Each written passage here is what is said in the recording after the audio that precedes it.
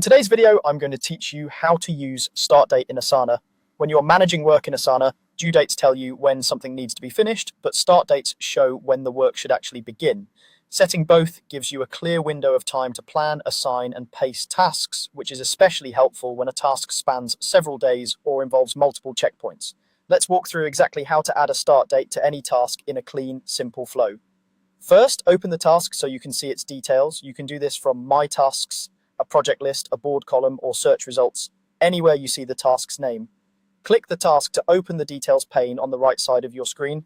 This is the space where you manage the title, assignee, description, subtasks, attachments, and of course your dates. Next, look to the top left area of the task details pane for the date field. If your task already has a due date, you'll see that date there. If not, you'll see an option to add one.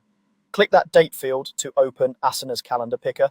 This calendar is where you'll make all your scheduling selections, and it updates in real time so you can see exactly what you're applying to the task. At the bottom of the calendar, click Add Start Date. This switches the calendar from a single date selection to a date range selection. You'll notice the interface makes room for a start date as well as the due date, signaling that you're about to set a time span rather than just a single deadline.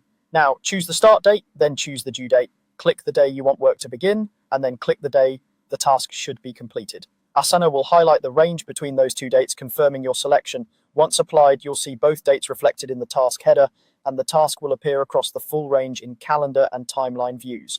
If your task only needs one day, you can simply pick the same date for both start and due.